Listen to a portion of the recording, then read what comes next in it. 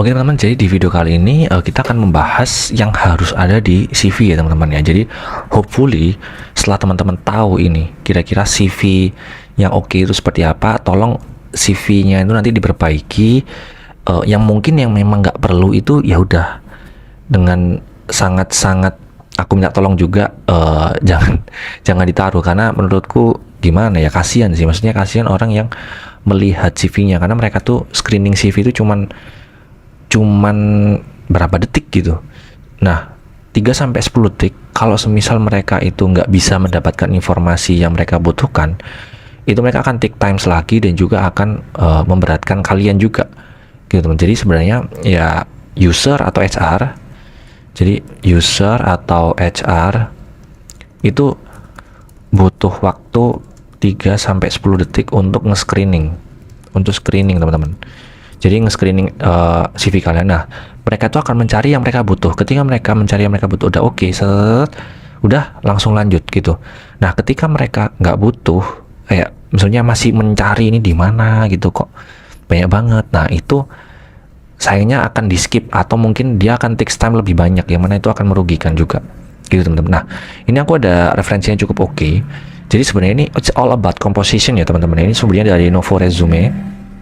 Nah, di sini yang paling penting tuh teman-teman bisa ambil yang ini nih, yang kiri, tengah, atau kanan gitu. Let's say teman-teman mau yang ambil yang kiri, berarti teman-teman akan ngefokusin di work experience. Kalau teman-teman ngambil yang tengah, itu akan ngefokusin ke skills-nya teman-teman gitu. Nah, sedangkan kalau yang combination resume ini semuanya porsinya kurang lebih kurang lebih mirip-mirip lah gitu. Nah, di sini yang biru, yang ada warna beberapa di bawah ini adalah yang harus ada di CV ya teman-teman. Yang mana pertama kontak info ini harus ada. Ini bisa di atas banget atau di bawah banget, boleh. Itu kecil aja nggak apa-apa. Ya semuanya berhubungan dengan email, nomor telepon, alamat jangan, tapi kota boleh. Alamat jangan, alamat lengkap ya apalagi ya. Tapi kota boleh, kota dan kode pos itu juga boleh gitu. Jadi karena alamat tuh sangat confidential ya teman-teman. Ini oke kalau semisal CV kita masuk ke orang yang tepat. Kalau semisal CV kita ini masuk ke tangan orang-orang yang nggak tepat, kita bisa dikirim-kirimin something yang nggak bener gitu loh. Yang mana itu dulu kalau nggak salah pernah terjadi. Oke, kita lanjut. Setelah itu yang kedua, ini ada work experience ya. Ini work experience ini penting banget. Kalau aku sih lebih ngefokusinya yang di kronologi kali ini ya. Jadi emang fokus di work experience ini gitu. Karena yang mau aku tonjolin memang work experience-nya gitu. Kalau skills itu yang mendukung work experience. Kalau aku sih gitu. Tapi kalau teman-teman mau ngefokusin di skills-nya, it's okay juga, nggak apa-apa. Teman-teman nanti bisa jelasin skills-nya apa yang memang teman-teman mau detailin gitu. Nah, terus juga kalau experience ini, aku sarankan kasih experience yang di sini tuh yang relate dengan kerjaan. Contoh teman-teman misal mau mengambil kerjaan tentang content moderation gitu kan, moderation, tapi teman-teman masukin di situ pengalamannya petugas KPU gitu. Ini cuma contoh ya, cuman sering terjadi bahwa ya orang-orang ini nge-play-nya apa, terus pengalamannya yang dikasih apa gitu. Itu menurutku kurang efektif. Nah, di sini jadi kalau semisal memang teman-teman mau mengambil content moderation, ya udah kasih aja experience atau skill yang memang mendukung itu gitu. Jadi kalau yang nggak mendukung banget dan sangat jauh, itu mending jangan ya teman-teman, please jangan banget, karena kasihan yang melihat CV kalian tuh kayak kok bisa kayak gini gitu loh. Kasihan banget sih, karena mereka butuh waktu jadi lebih banyak untuk nge-review CV-nya teman-teman. Padahal mereka cuman butuh atau cuman boleh nge-review itu paling 3-10 detik, karena kan CV itu banyak banget ya, bahkan sampai ribuan. Kemarin pas COVID tuh sampai 10.000 ketika orang apply 10.000 gitu.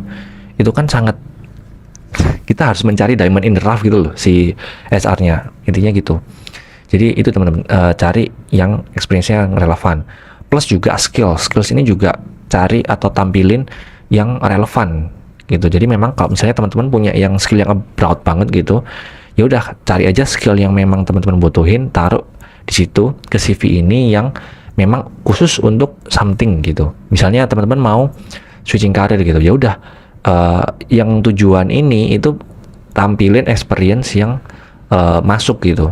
That's why kan kemarin aku nyaranin buat ya udah intern aja di tempat yang memang teman-teman mau ke situ. Misalnya teman-teman mau jadi finance, ya udah intern finance aja, nggak apa-apa gitu. Dan juga tips lainnya kan, cara cari itu sudah aku buat videonya, cara cari internnya.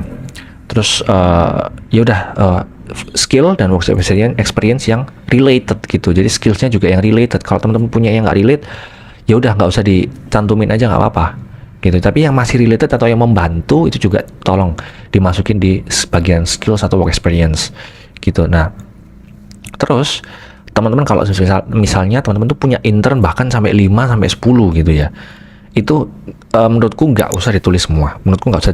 Tulis aja yang relevan. Misal kayak content moderation ini nih, teman-teman punya yang relevan, ya udah teman-teman tulis aja di sini yang relevan, work experience sama skills itu yang relevan juga gitu. Jadi kalau memang ada internnya yang terlalu banyak, ya nggak apa-apa lah, itu buat rezekinya teman-teman, tapi nggak perlu ditulis semua juga gitu. Karena kalau aku sih fokusnya cari yang relevan aja. Kalau emang nggak relevan, pasti biasanya HRD atau user juga nggak bakalan ngeliat gitu. Plus juga yang relevan plus yang perusahaannya besar gitu. Jadi bisa dilihat oh anak ini pernah di tempat yang kesini gitu. Jadi itu menurutku yang penting itu sih teman-teman. Jadi untuk education SMA nggak usah, SMP SMA nggak usah, kuliah aja atau pendidikan terakhir ya. Kalau emang pendidikan terakhirnya teman-teman SMA, ya udah gitu, education taruh aja di situ. Nah, untuk other section itu kan paling bawah. Sebenarnya CV ini kan memang di halaman pertama ya. Kalau aku sendiri membuat CV itu halaman selanjutnya itu portofolioku. Jadi aku taruh di situ juga kalau memang mereka mau melihat. Tapi kalau memang mereka nggak mau lihat, ya udah lihat yang awal ini aja gitu. Mereka udah pernah, aku udah pernah di mana aja, itu lihat di halaman pertama. Tapi di halaman kedua dan ketiga itu adalah yang biasanya aku ini portofolioku gimana aku kerja, hasilnya gimana, resultnya gimana gitu.